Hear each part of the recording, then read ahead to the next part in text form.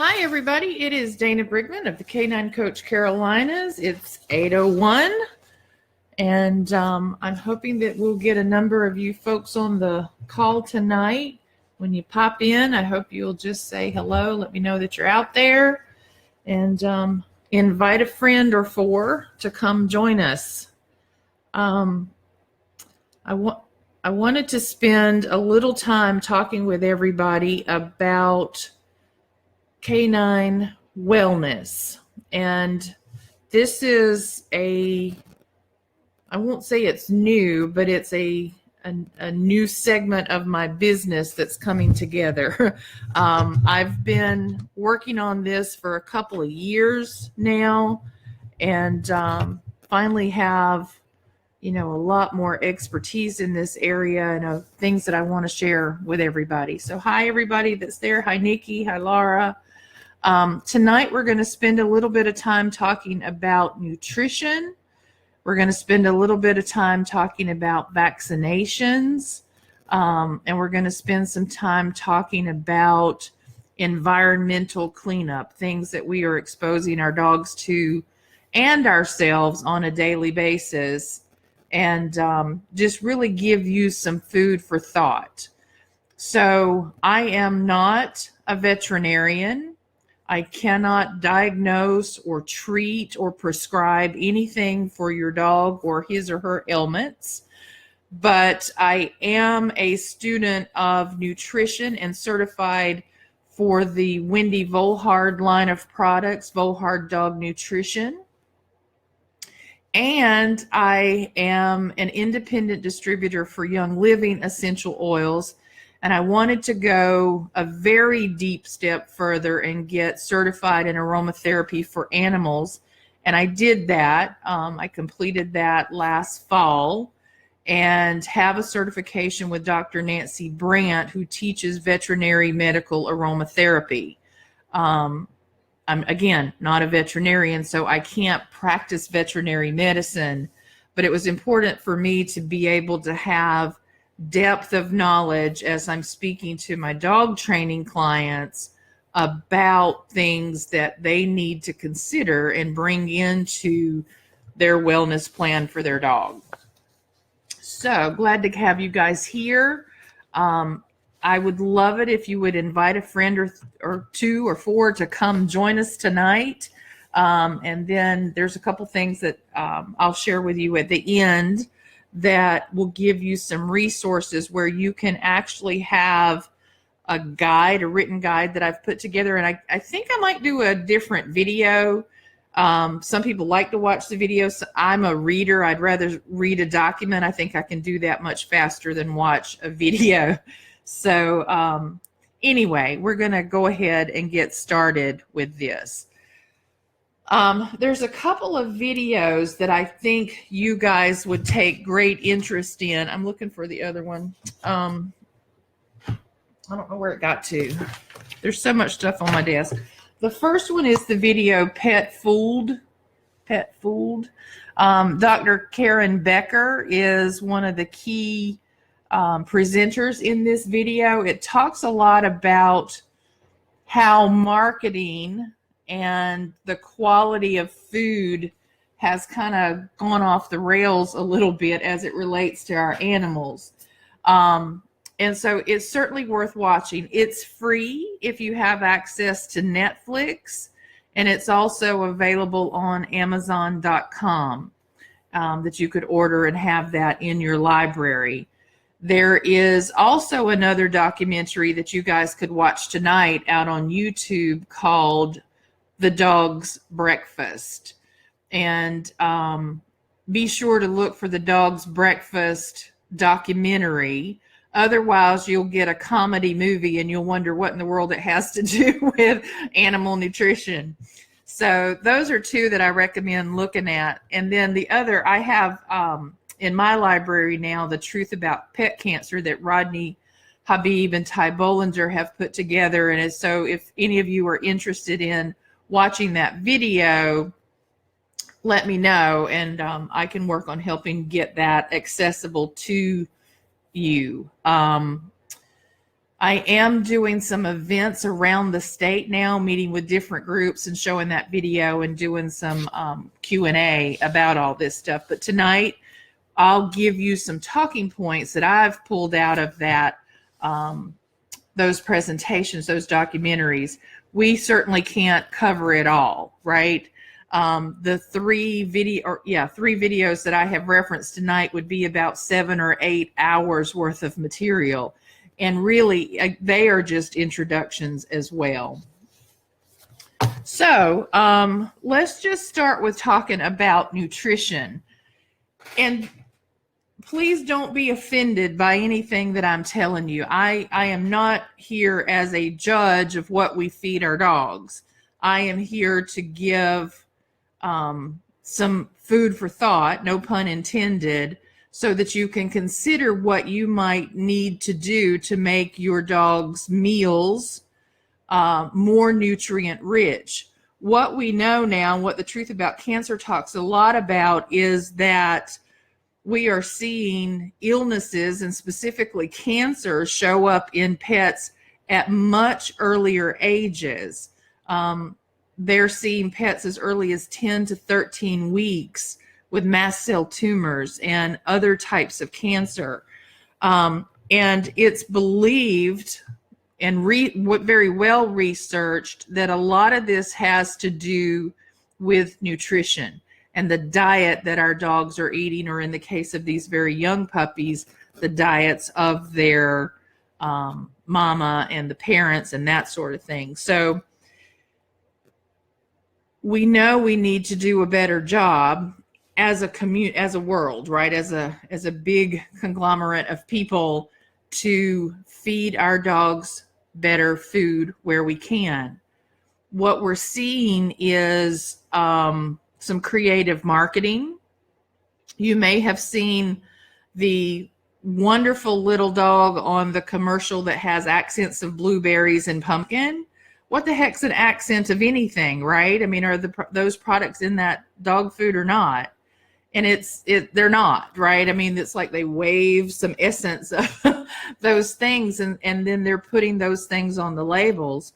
Or we're now seeing that chicken or beef or whatever meat might be listed as the first ingredient on the bag, but you read the rest of the label. You've got to read the whole thing, and you might start to see things like peas and soybean and ancient grains show up in 3 or 4 different worded phrases.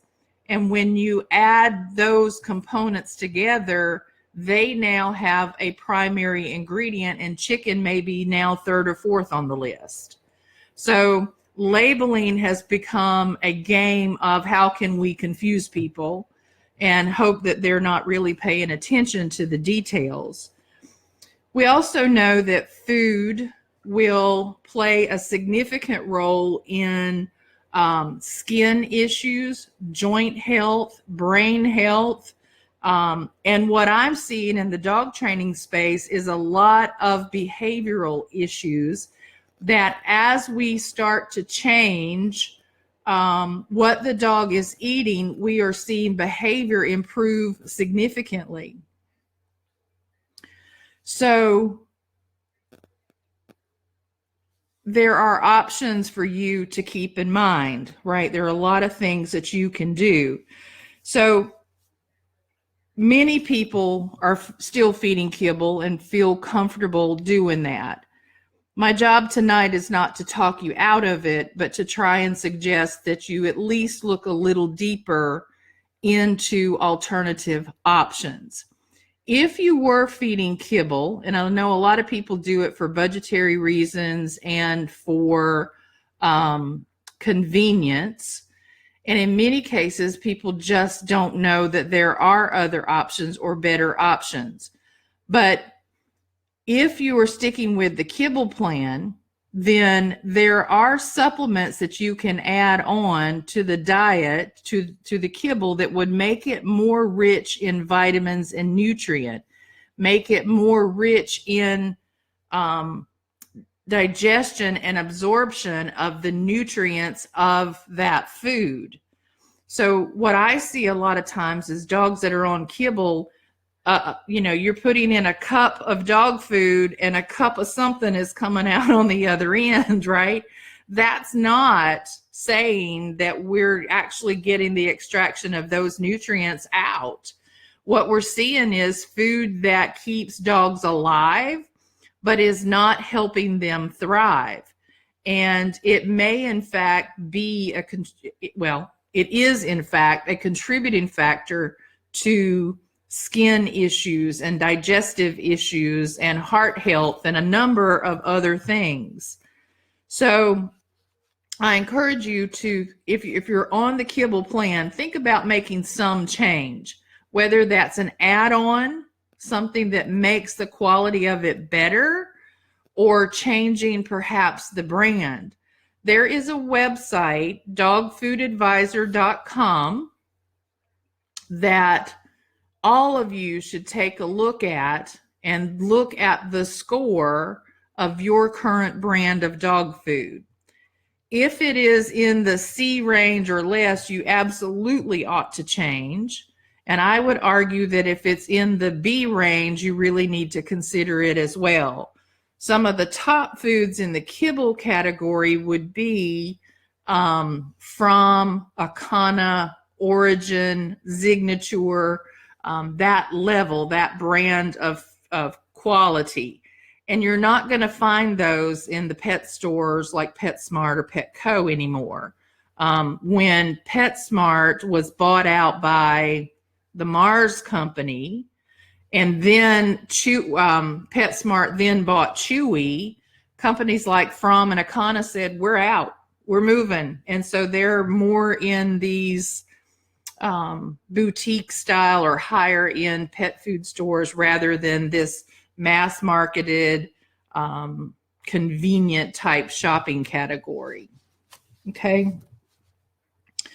So just a couple of tidbits about that. If we feed our dogs kibble, it takes about 15 hours for kibble to become usable energy in the body.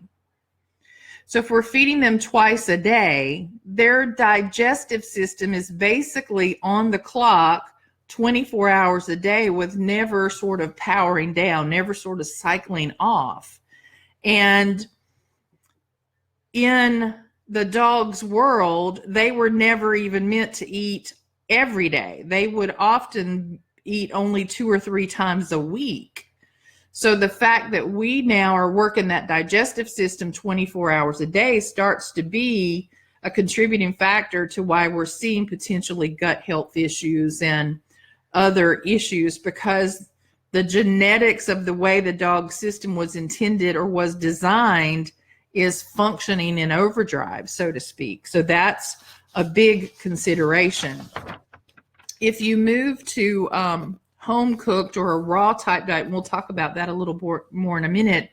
A raw diet, for example, is only in the digestive system before it comes usable energy about 4 to 5 hours. So that's a significant difference in how long it takes to process the food and make it usable energy for the body. So a couple of things to keep in mind too. These are just sort of tidbits of information. Proteins have varied protein percentages. So for example, venison is one of the highest protein sources that there is. And it doesn't mean you have to feed more volume, but pound for pound, the percentage of protein in that meat would be significantly higher than the percentage of protein you would find in ground beef or chicken or turkey or whatever, right? The variance is different. So now you got to start thinking about, if I have a dog with kidney issues or digestive issues and they have to process all of that protein, then that could be problematic. We also know that when we look at these foods, and and look at them through the lens of what's called traditional Chinese medicine, foods have a temperature. So raw foods have a quote unquote temperature of either being warming, cooling, or neutral. Venison, beef, for example, would be hot foods, those warming foods. And white fish, chicken would be cooler foods, and beef would be neutral. Why I tell you that is I have seen multiple dogs in my years of training, multiples, who are eating these high-level hot proteins, and they are just on fire. You start to look at these dogs, and it's like they have a learning disability. They're stressed out. They are constantly seeking somewhere cool to lay, even when it's 20 degrees outside, meaning they're looking for the tile floor instead of the blanket. They may pant when they are not physically exerted or not warm.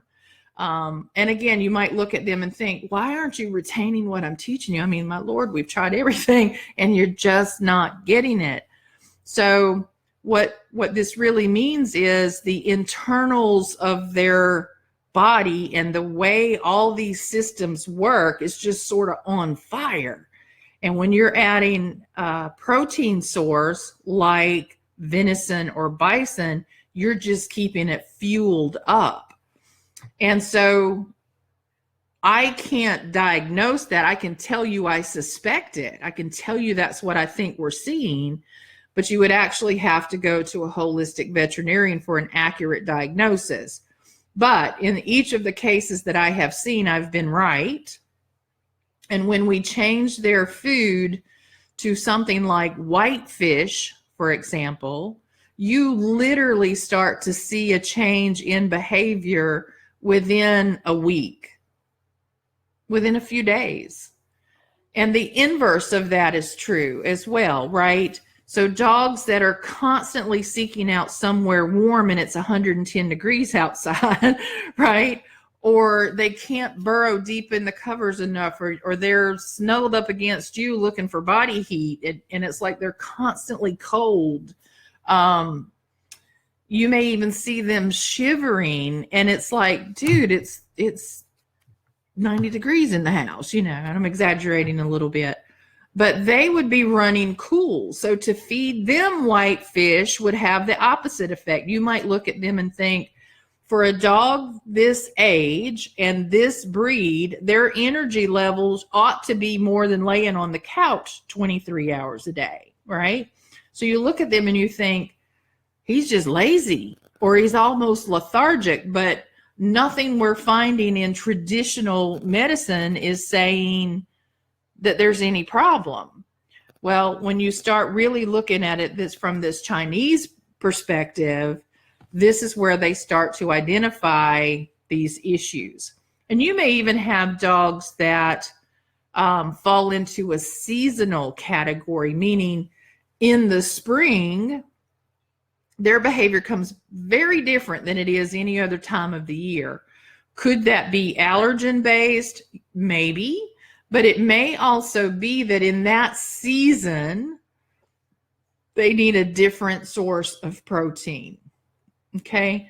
We can even look at dogs through the lens of traditional Chinese medicine and say, based on the time of day, they're more attitudinal at night, or they're more itchy in the morning, or they're more whatever at supper time, right?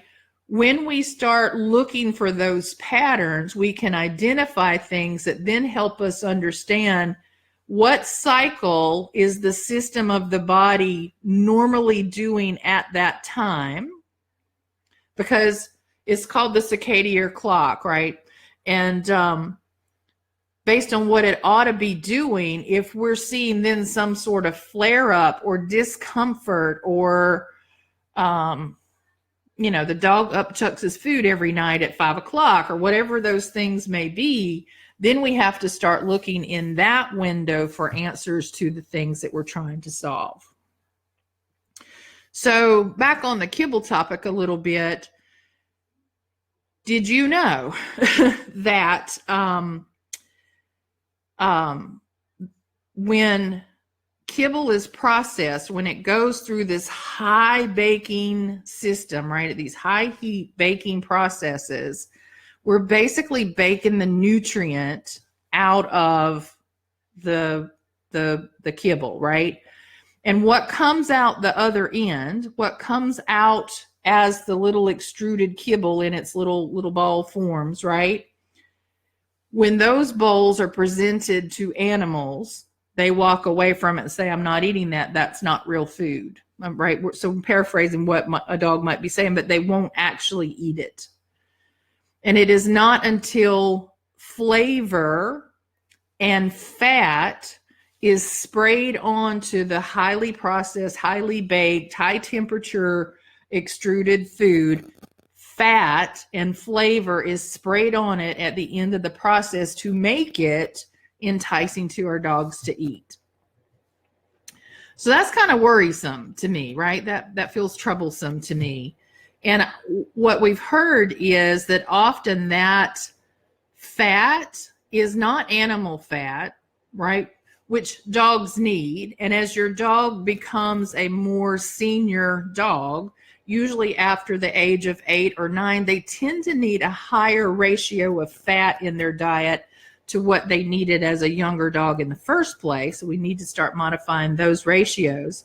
But fat from used oil and flavor is what's sprayed on to entice our dogs to eat the kibble. So I would encourage you to at least look at your brand and at least look at the possibility of adding some nutrient-rich supplement to it. My personal choice these days is from Volhard Dog Nutrition. In all transparency, I have studied with them. I go to their annual conferences. I am a consultant for them. There are other options, and my job is not to sell you a product tonight. My job is just to educate you on some of these topics, okay? Now, a lot of people then say, well, I'm going to prepare my dog's food. I'm going to cook it at home. And I think that's a great option, but we often miss the mark in balance when we do that. So my aunt bakes or makes her own dog food at home, and she thinks it's fantastic. But it's peas, carrots, sweet potatoes, and chicken. So just naming those ingredients, do you all think that, and obviously I'm leading this question a little bit, but do you think that's balanced? And the short answer is no, right? Because now we still got a lot of sugars in what we're giving to the dogs to eat. We also know that if we feed a dog nothing but chicken, we're throwing off the ratio of omega-6 to omega-3 as much as 6 times, right? So we need omega-3s in our diet. And if you're only ever getting chicken, you're not getting the right percentage of omega-3s in your diet. And in fact, you're putting so much omega-6 in that you're offsetting what you might have had at all. And so now we're talking about cardiovascular health and brain health without the omega-3 nutrition that we need. Vitamin B is a big necessary component. Calcium is a big necessary component of what our dogs need. Dr. Karen Becker said last week in a presentation that when our dogs are deficient in an amino acids tryptophan, we can tie that back to aggressive behavior. So what I've started to do over the last year is, you call me and say your dog's acting aggressive. My first question is, what does he eat? How long has he been on that food? And when were his last vaccines? We'll talk about vaccines in a few minutes, but I'm starting with food. I'm starting with what's going in the gut that might be keeping things in the state of mind out of whack. And more often than not, what I'm finding is lower quality dog food and high levels of protein and an imbalance in the nutrients that they have. So we start there fixing things up, and then we move into training, right? Any questions so far? Feel free to add them.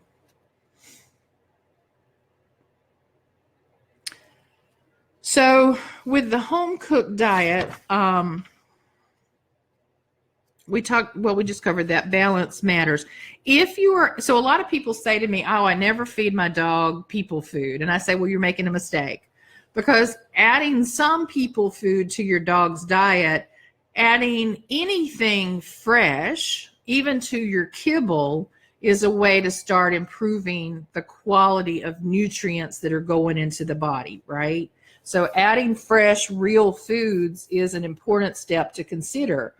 The interesting thing about this, though, is for dogs who have always been on a kibble diet, their bodies will not make the digestive enzyme needed to break down vegetables or even real meats.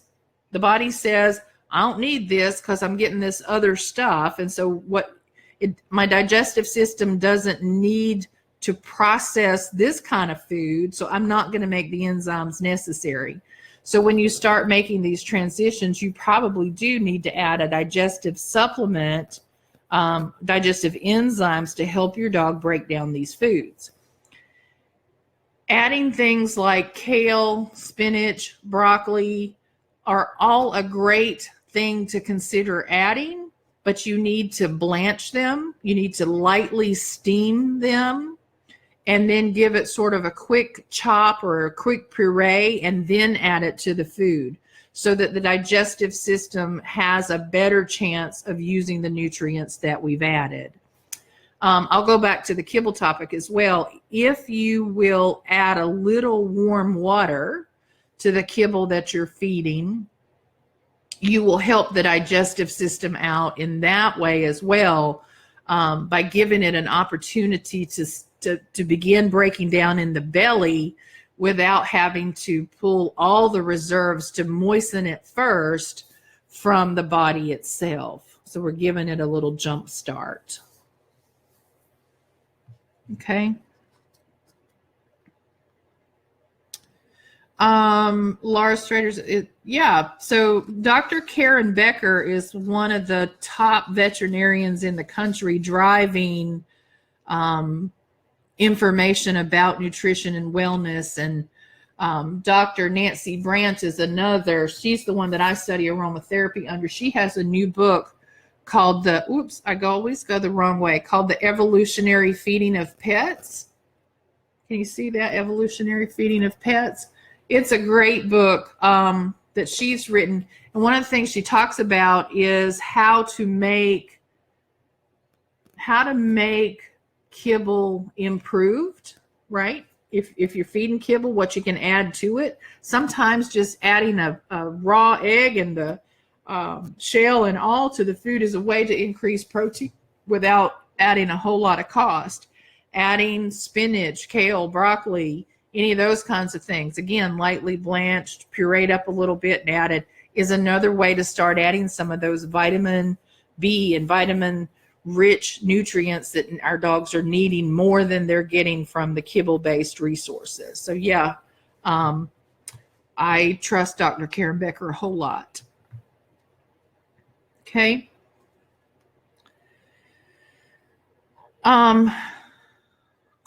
What was I going to tell you about that?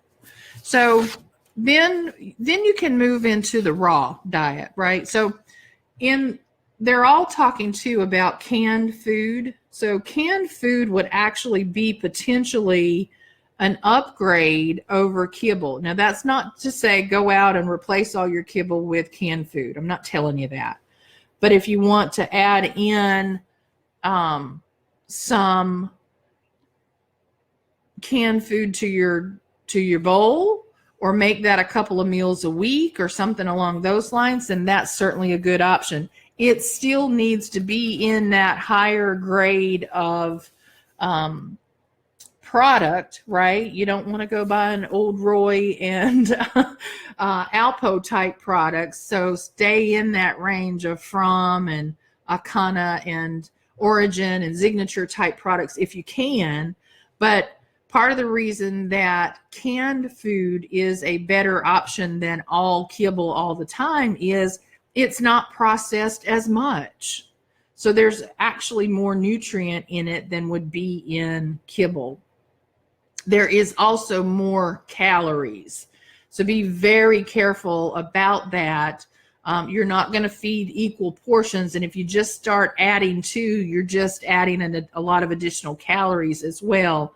So you would have to portion control and manage volume that's going in when you start adding these more caloric products.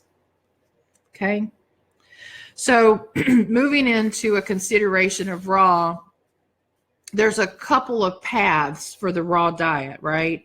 One is what they call the prey model, that you go out and you source fresh raw meat, birds, ducks, rabbits, venison, and it sort of rotates what the dog eats on a daily basis. And it's everything from the animal. You would not want to feed like the throat or the guts, right? Throat would give you hormones from the animal that you are consuming, right? So the thyroid's in there. So when we have dogs with potential thyroid issues, or even if they don't have it already, you start feeding them thyroid hormones, you're really going to make a mess. When you're concerned, and we all ought to be concerned about parasites when we're doing these kind of diets, don't feed the guts because that's where the parasites live, right? So the prey model is you have to manage getting all of those resources, bones, organs, meat, everything. Other people then look at a slightly different model where they're out getting fish and chicken and beef and so on, and they're adding fruits and vegetables and Greek yogurt or probiotics or whatever to it. You have to measure. It is a science to it, and you have to know, am I giving the right ratio of organ meat to bone to fruits and vegetables and everything else? For Dana Brigman, I am not doing that. I don't like to cook for myself, and I don't like to grocery shop. So going out and having to calculate all that stuff and keep it mathematically accurate is more than I care to do. So I moved into the category of a freeze-dried everything but the meat. So I get a package. It comes in, it looks like oatmeal. It comes in a bag. It's dehydrated, vitamins, minerals. It's got vitamin B in it, apple cider vinegar in it, diatomaceous earth in it, and so on and so on. And it's everything the dog needs except fresh meat. And then you add fresh meat to it. So you just go to the grocery and buy 80-20 hamburger because dogs need fat, right? Now, if your dog has pancreatitis or kidney issues, then we need to, again, look at what percentage of protein is going in or what percentage of fat is going in. But for the typical dog that is not unhealthy as you start the transition, then 80-20 is typically the right mix, right? And so you add water, you add meat, you stir it up, and you hand it to the dog.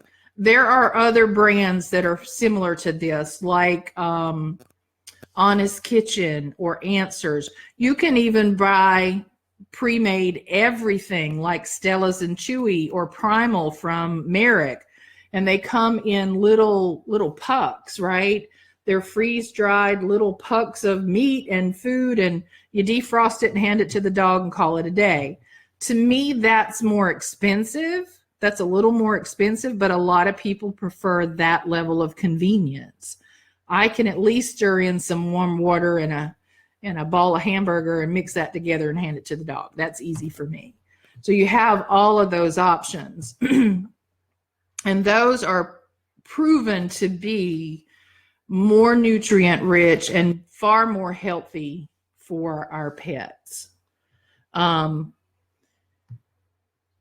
There's a group out on Facebook that is for dogs who have mast cell tumors. And one of the things, and it's just to me, and I may be wrong about what I've observed, I think it is somebody who had a dog who went off and did some research, right? I don't know that they have any sort of veterinary type experience, but their advice is to not feed a raw diet to a dog with a mast cell tumor.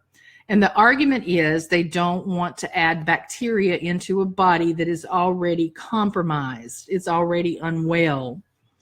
And so the short answer is yes, raw foods definitely have bacteria in them, right?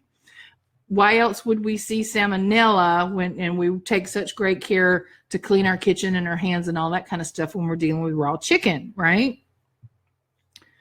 But your dog is designed to handle that. If he is unwell, then there may be some things to keep in mind. And the argument then becomes, don't wait until you're in a crisis to try and get your dog on a better food, right? Don't keep them on kibble. I mean, and you can find some now that are lower in carbs, but don't keep them on kibble just because you're afraid of the next step. Do this under, appropriate guidance and everything. But there are even now pasteurized meats, pasteurized grass-fed meats that have a significant reduction in bacterial exposure. If you were feeding salmon, for example, freezing it for 7 days rids it of the risk of transferring those issues. It's called is it salmon poisoning? It's not salmonella, it's salmon poison or something like that. But when you freeze the meat for 7 days and then give it to the animal, you've mitigated that risk significantly. So to just say, don't do it, has not really been thought through with the options that would be available to give your dog a better diet. Okay, so just keep those kinds of things in mind. So I'm going to pause for a second before we change gears and talk about other topics and see what questions you guys have about food.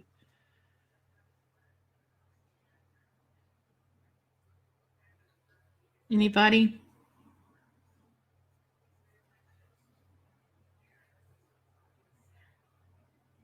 No? Okay.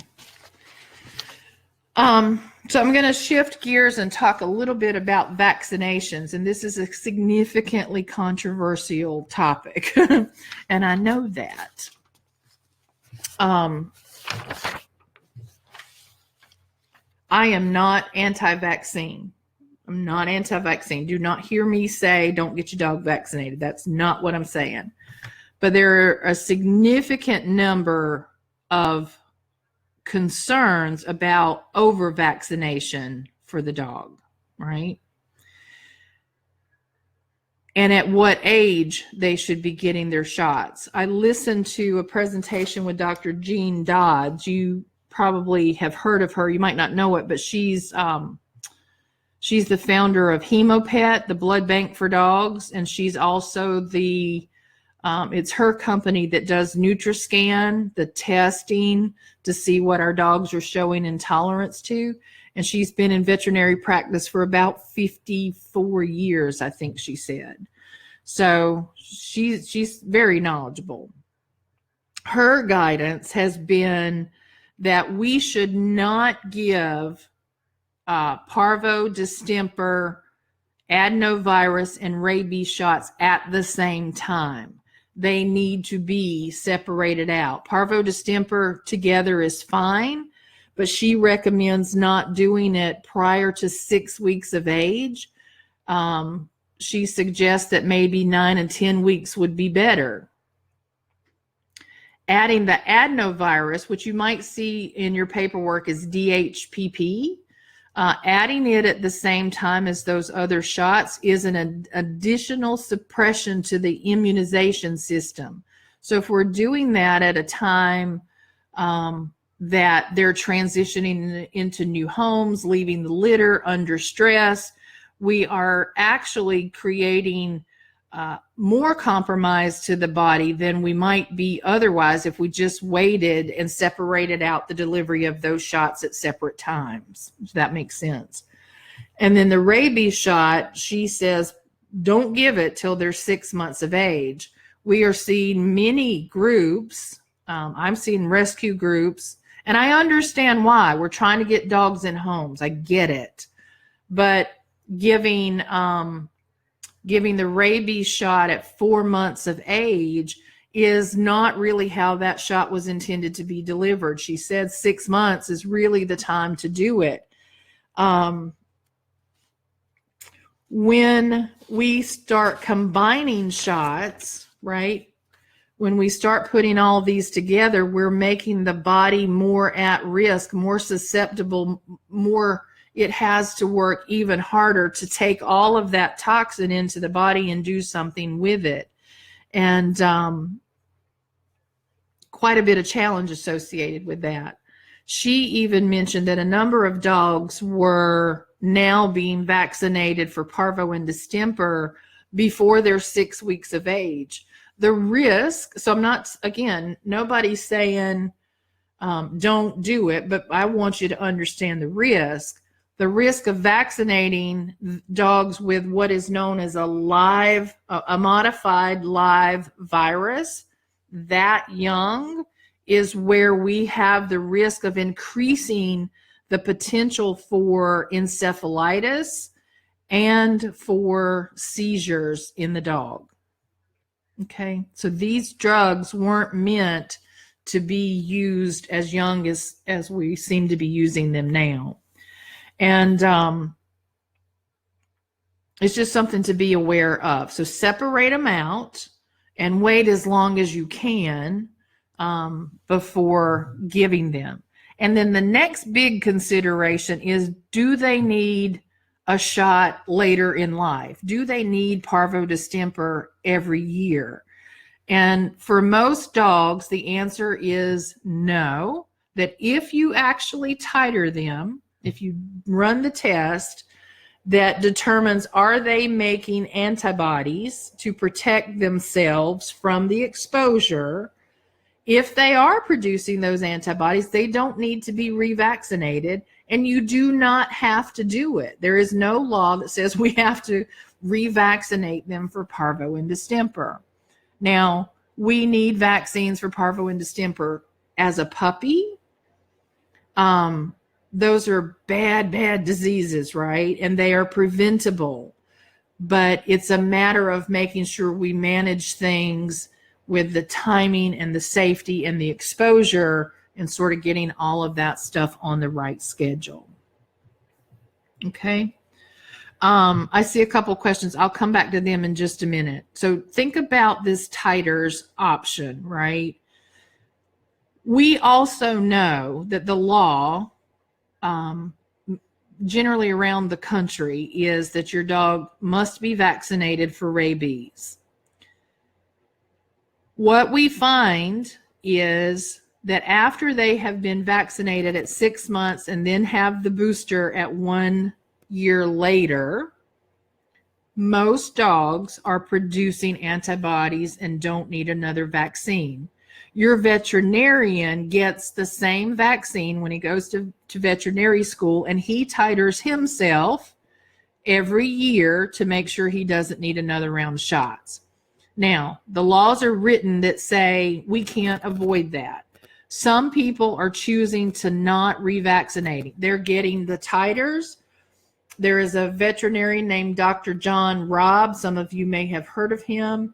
He was fired from Banfield over the controversy of the 1 year and the 3 year vaccine being the exact same shot, and the dosage given to a little teacup poodle and a large Great Dane being the exact same shot. There is no variance. And he's like, we got to change something. We got to do better. So he has started an initiative called Protect the Pets that doctors like Dr. Dodds, Dr. Karen Becker, many others are joining in, trying to get the laws of the country really changed to say we are over vaccinating our pets and it is harmful to their longevity. So go take a look at that and consider, at least following along, and just be aware. It was surprising to me when Dr. I just lost her name, Dr. Dodds, said that we also have to ask for a mercury-free vaccine, right? So the label, the bottle would not be labeled as one that contains mercury. Your veterinarian would have to call the manufacturer and ask for mercury-free vaccinations to have in his practice to deliver to your dog. So make sure that you're asking about that. Now, having said all of that, we got to get vaccinated, right? There are homeopathies and essential oil options that help support the liver, which is the waste management process, right?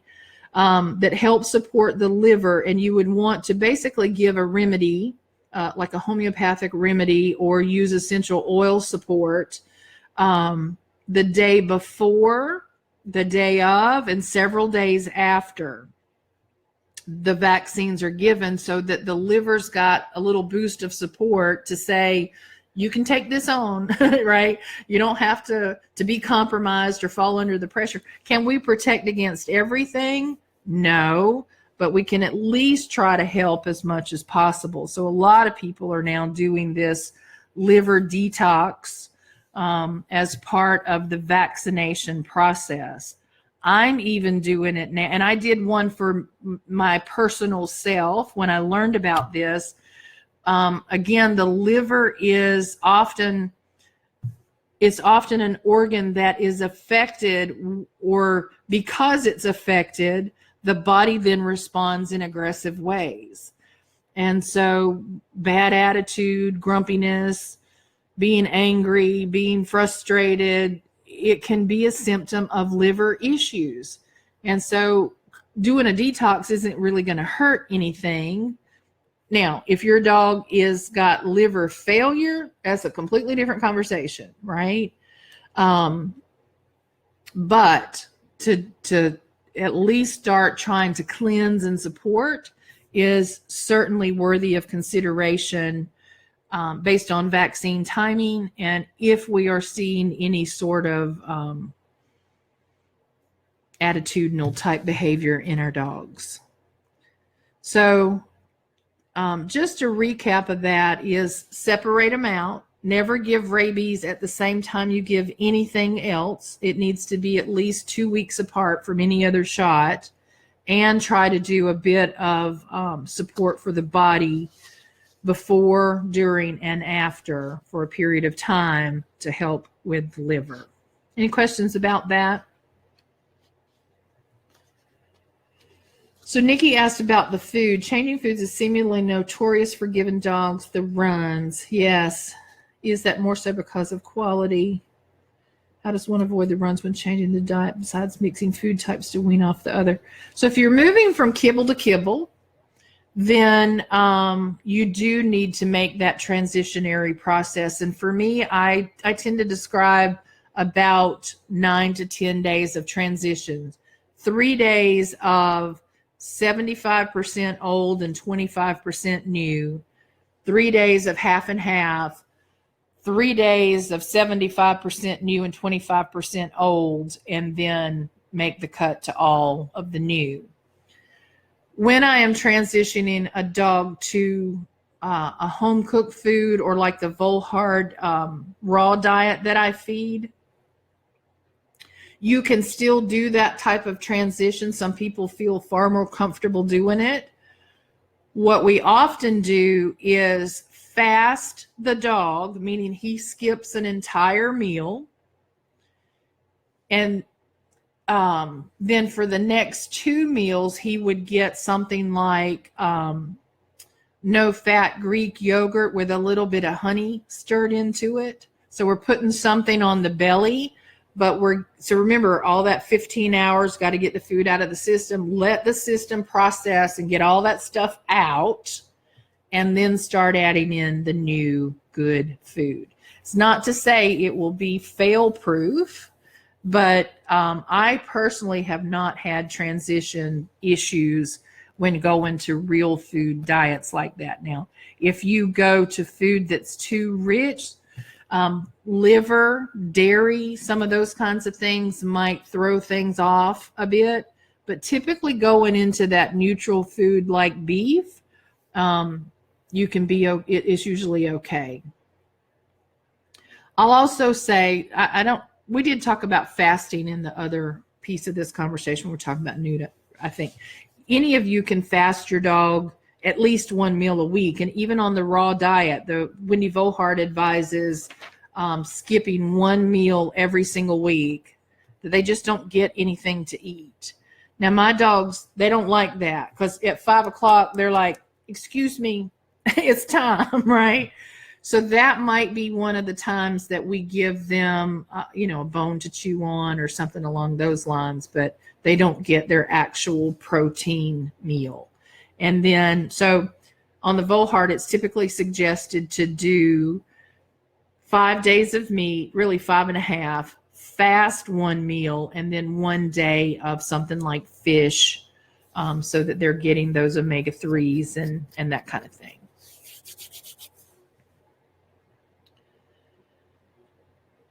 Did that answer your question about transitions? So Laura's asking, wet canned food for dogs used to be preferred if they were fed raw.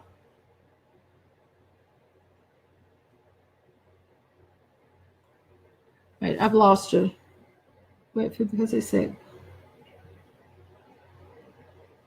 Yeah, so wet food is rich, right? It's richer in nutrients, and dogs that are in the shelter are often stressed out and have had nothing but crap to eat for their, who knows, right? Or they've been eating off the streets or whatever it is. And so certainly when we start adding a richer diet like that, there can be, and it's the part of this transition that Nikki's asking about. So yeah, I can see why the shelter might be a little more cautious about that. But at the same token, they mix up kibble types all the time, so it just varies. Can I quickly repeat why to separate out rabies vaccines from the other? Yeah, because we're basically putting toxins in the body, right? And so if you're putting in parvo distemper and adenovirus, which you may see as DHPP, and rabies, that's a heavy load on a little dog's body, right? And then even as a mature dog, it's just better to allow the body to say, oh crap, I got to deal with, this first load that has gone in. And ideally we're now helping it with homeopathies or essential oils. And then we give it a little chance to get itself back together. And then we add in the next shot. Most people, the vet's going to say, you don't have to do that. I am not anti-vet. I love my vet. But he and I have had a number of conversations where we've had to come to terms that I've simply said, this is the way it will be with my dog, right? And they come in a combo shot. So they have to do different things in order to separate them out. But that's okay. And if your vet argues with you and this is a path you're choosing to go down to give your dog as much best support as you can, and your vet argues with you about it, find a new vet.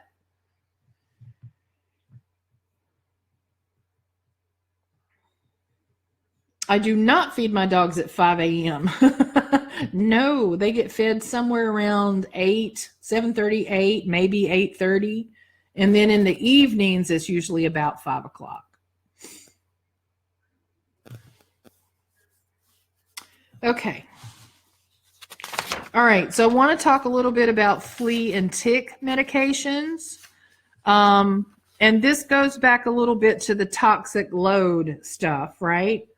So if you happen to get your hands on, or you want me to come give a delivery of the Truth About Pet Cancer to your group and show the videos, I can do that.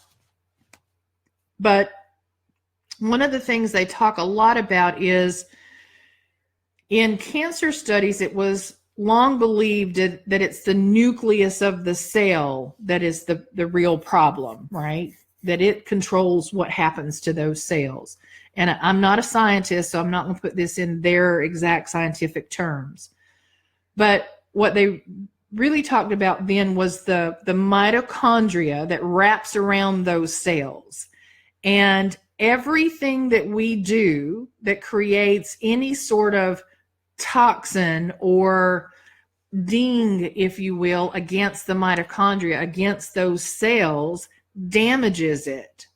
And so this can be vaccinations, it can be bad food, it can be pesticides in our yard, it can be candles in the house, fabric sprays in the house, dryer sheets, laundry soap, floor cleaners, bleach. It could be all of that is a problem that has the potential to damage the cells of our dog's body and us.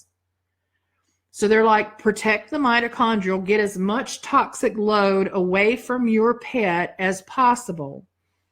So if we think about the pet being naked in the house, they're in your house more than you are, mostly, right?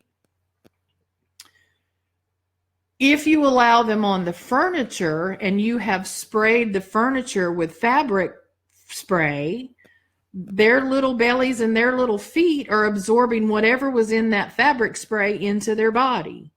If you are burning a candle or a coconut cookie flavored wax burner, you know that is a synthetic fragrance. Guess where it's going?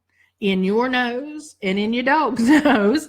And whatever went up into the air landed somewhere on the furniture or the floor or the fabrics of your furniture, right? Or your curtains or wherever.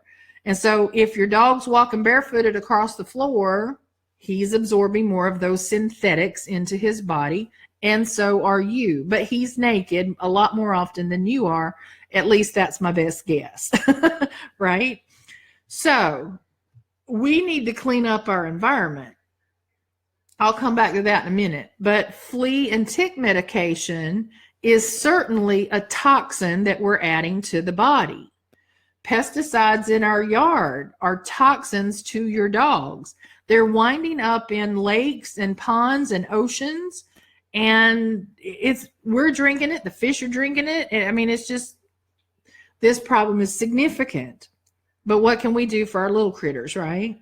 My dogs will never get another flea and tick medication topically or orally or one of the collars that they wear around their neck for 8 months, ever, because there are natural ways that you can support that. So one of the things that drew me to the Volhard food was it contains vitamin B, apple cider vinegar, blackstrap molasses, diatomaceous earth, among other things, which are all natural deterrents to fleas and ticks and parasites. You can fight internal parasites in your dog with ground pumpkin seeds, right? So we don't have to use a lot of medication to do that. So again, lots of natural options to do this. Essential oils can be a natural deterrent to fleas and ticks and even mosquito bites for you, right? So I get eaten alive every single summer. I go outside and the mosquitoes, I mean, literally, they just draining me dry. There's an essential oil from Young Living that I like. Young Living is my brand of choice, and it's called Purification.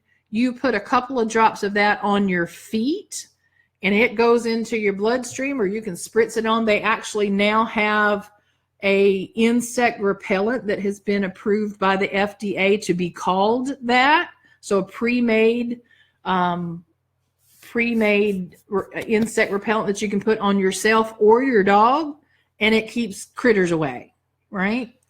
So if I were taking Poppy or any of the training dogs, I live in a very wooded area. If I were taking them out on some of the wooded trails or to the park where we go, where there's a lot of trees and green space, then I might spritz them up a little bit extra with something like lemongrass, geraniums, citronella. I might make a concoction out of a variety of things, give an added boost for that outing, and call it a day. And I haven't had flea and tick issues in 5 years since I've been doing this. I don't have problems, right? So there are lots of options. But what you need to understand about the topicals that you're putting on your dog is you're adding a toxin to the body. And it runs through his little bloodstream all day, every day, waiting on a flea to bite him so that the flea will die. It's not keeping them away. It's just making them die when they drink his blood. Okay, so just be aware that's a toxic load. That's that mitochondrial damage that has the potential to cause harm to his well-being. And the way they describe this in the video is like, you remember Demolition Derby? I don't know, some of you are too young to know, but it was the cars drive around, they crash into each other, right? And they'd bounce off each other and then run around, crash into each other again. And at some point, one of the cars gets disabled. But they take these beatings and they get all these dents and dings and damage and smoke flying, and the car's still going, but it only takes one more for it to just be wiped out. Well, that's the thing they're saying, that is how this functions, these toxins functions with our dog, is that many of them are resilient until they're not. That it can only take so much before that cell is so damaged that it then becomes diseased. Okay. Heartworm. So I know some people that are treating heartworm prevention homeopathically or holistically. I personally choose not to do that. I am still giving HeartGard to my dogs. But what I will never do is these combo peels and combo topicals. People ask me about the 8-month collar that the dog wears. It's still a non-natural chemical that's on your dog's neck 24 hours a day, 8 months out of the year, that something is being absorbed into his body that would keep fleas and ticks away. So just be aware of that, okay? There are options. There are lots of options that begin with your food and move into essential oils, homeopathics, natural products that make it much safer to use. All right, I see some questions flying around, so let me look at that.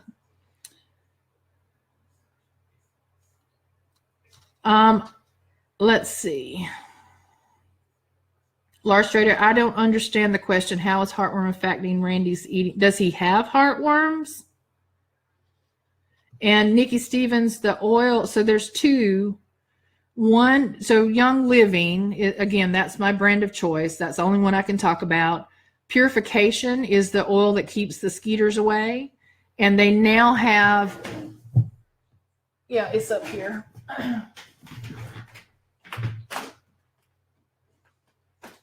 Last summer, sorry about that. Didn't mean to make all that noise. Last summer, they introduced a new insect repellent that's DEET-free and 100% plant-based. And so it's got a bunch of essential oils in it. There are no parabens, no phthalates, no sulfates, no petrochemicals, no fragrances that are synthetic, no synthetic dyes or colorants. It is all natural. And it works. It works for me, and I am normally eaten alive by mosquitoes when I go outside in the summertime. So,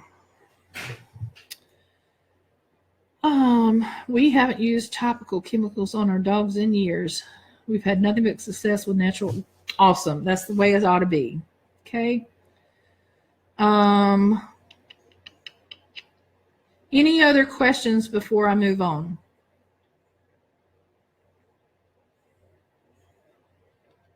Nope. Okay. There's actually a recipe for an essential oil concoction out on my website. And y'all, just so you know, I've been trying to figure out the balance of this. The caninecoach.dog is going to stay the caninecoach.dog, but I'm spinning up a new website called the Well Oiled Dog that will be all things nutrition and essential oils, just trying to keep it streamlined and not so messy with the topics. The Well Oiled Dog is live. Is still branded as Essential Believer right now, but it's going to be rebranded over the next couple of weeks. But on that site is some choices of oils that you could put together to do some natural flea and tick deterrents. Okay. So I mentioned cleaning up your house, and that's a big deal. So 2 years ago, when part of what drove me to this was looking at my little senior citizens dogs and my Great Dane that was, I knew her days were numbered, and I was like, there was not a lot I could do for her, but I was looking at these little senior citizen dachshunds thinking, am I doing enough? Am I doing enough? And the short answer was I was not. The more I learned about essential oils and aromatherapy and all of that kind of stuff, and that there were natural options, I needed to do that. And like I said, when I was hearing about all this aggression built into the liver and what they eat and blah, blah, blah, and then I saw it fix me too. Literally, y'all, when I questioned this about the liver, and I'm like, how can that possibly be? Somebody said, you try it. And so there's a couple of oils that are choices for liver support. And literally you just rub it on, so your liver's sort of in this area, and you rub it on every night or every morning or a couple times a day. And I did that for 2 weeks. And people said to me, what have you done? You're not the same. And I'm like, what are you talking about? And they're like, we don't know why you're different or what's going on, but you are. And the bottom line of that was, things that would make me sort of hair triggered, pissed off, frustrated with whatever, no longer was a thing. I was like, yeah, whatever. But I have spent a lot of time doing some emotional work, meditation, Reiki. Amy DePerna Sutton, and if you're still out there, she's the first person that ever introduced the notion of Reiki to me. And I'm on my way to Reiki Master, Amy. So, but I'm doing it mostly for the dogs. And it is fascinating stuff. And those kinds of things, tapping into the limbic system and the emotions, bringing up crap I didn't know I was still holding on to, has been an amazing change for me.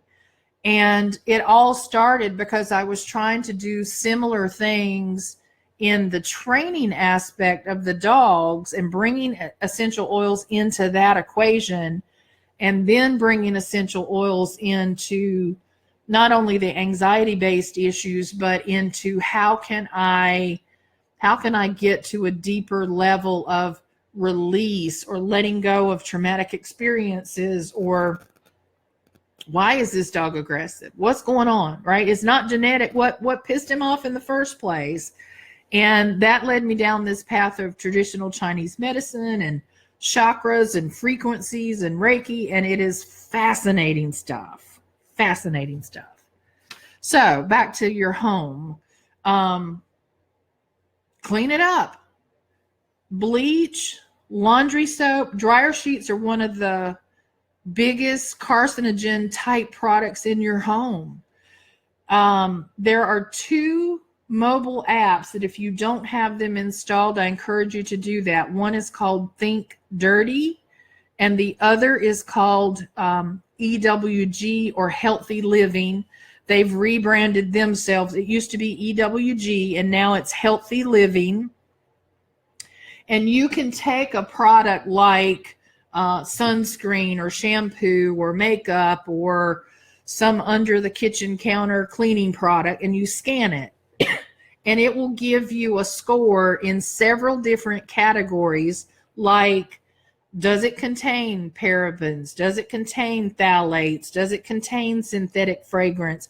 Does it contain something that falls in the carcinogen category? And you might be wildly surprised at how dangerous it deems some of these products. When I first started down this path, I was a bit overwhelmed. I'm like, I can't afford all this stuff. And then I started to understand how it works, and you absolutely can. But I literally one day went in my kitchen and pulled everything out and threw it away. Now, you don't have to do that, but I pulled it all out and replaced it with one bottle of cleaning product, one bottle that cleans everything in my house. And then as I ran out of laundry soap or shampoo or makeup, I started replacing all of that with products from the Young Living line. I replaced all of my supplements, my vitamins, Poppy supplements for her knee and her leg, and now using Omega Gize instead of fish oil because it's, I can buy it for myself, so to speak.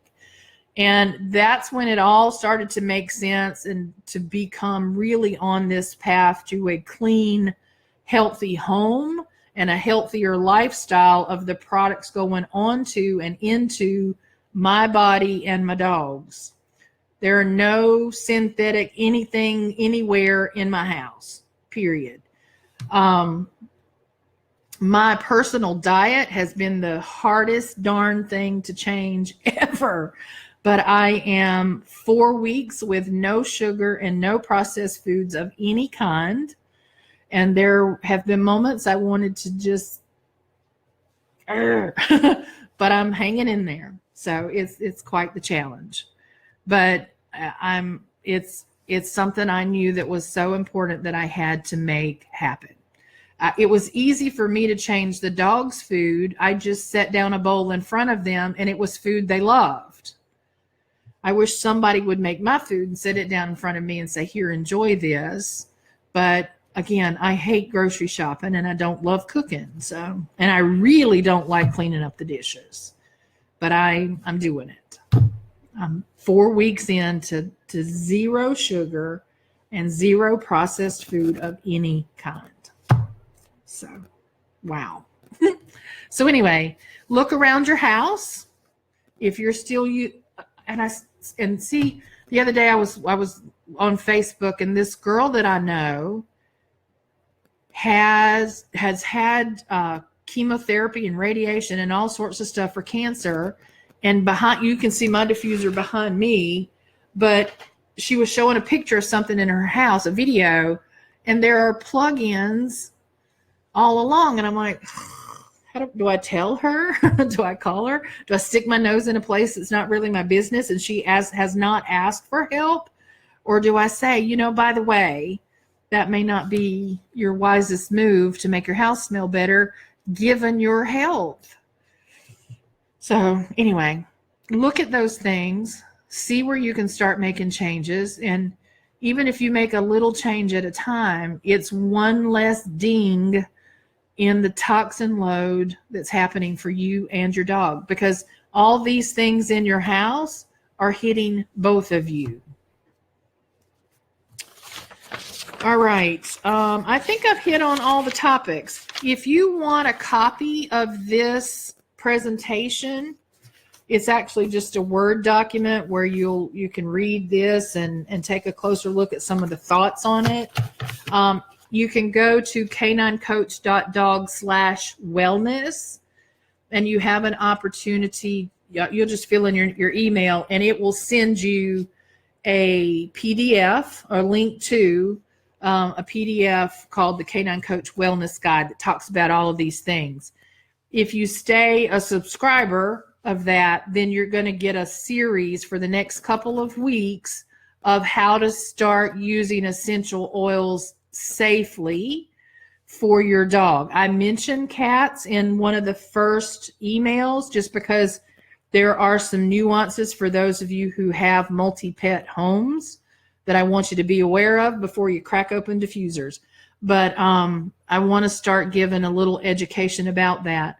It is not highly salesy. That's not my style. If you want to talk about Volhard Nutrition or Young Living essential oils, I want you to. And I'm happy to have a call with anybody interested. But I'm not a in-your-face kind of, hey, you got to buy this nonsense. That's not my style. I mentioned website. I am rebranding, and I've ridden the line of, do I do one for people and do I do one for dogs? And the bottom line is I'm all about the dogs. The dogs just happen to have a person who's associated with all this. And if I want the dog to get well, I need to get to the human, right? So I'm pairing those things together under the name The Well-Oiled Dog. And that website will be going with some improvements very soon. And there is a page now, a Facebook page called The Well-Oiled Dog, that is going to be more about Young Living specifically. The products that I use, why I use them, what they do, where you can get them, all that jazz. And then the group, the Facebook group, The Well-Oiled, Well-Fed Canine, is a place that you can come ask questions. I'm a Team YL girl, Young Living, that's my thing, but I am, that group is open to anybody who wants to learn, regardless of what brand you're using. If you tell me you're buying the $8, the kit of 8 oils for $8 on Amazon, then I'm going to say you're putting yourself and especially your dog at risk. I'm going to shoot straight, but it's open to anybody who wants to participate, to learn and ask any questions that you have. We have to stay compliant. We can't use a lot of disease names and that kind of stuff, but you can say, hey, my dog's got some skin issues. Can we talk about that? And that's the group is the place to have those types of conversations. Now, what other questions do you all have? Was this helpful? Good? No? Otherwise?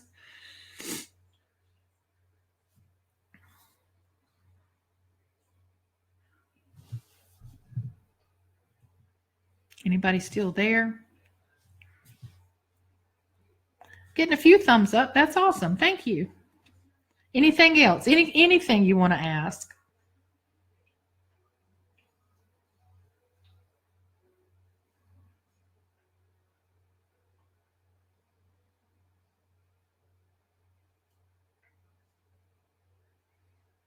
All right, I'm guessing not. So we'll sign off. Go to caninecoach.dog/wellness. Get your guide. Start seeing some emails from me with some helpful tips. And if I can help you answer any questions about Volhard dog nutrition or otherwise, right? Even what can you do to improve the quality of your kibble? I'm happy to do that. And if you are interested in learning more about Young Living, obviously that page in the group will be beneficial, but you are welcome to email or call me, and I will sit and chat with you about how to make it cost effective, how you can maximize getting your starter kit to be as many points and as many free things as that are available for the month. And I think you'll be really happy with starting to make transitions to healthier products, again, that are everything from the kitchen and the bath to your makeup and your shampoo and your sunscreen and your bug spray. And there's something for everybody, including supplements that can be leveraged between yourself and your dog. It's not like you have to go out and source things at multiple different manufacturers. And that's one of the things that I like and trust about this Young Living so much. It's all natural. Okay. All right, friends. Well, you guys have a good night, and I'm here when you need me.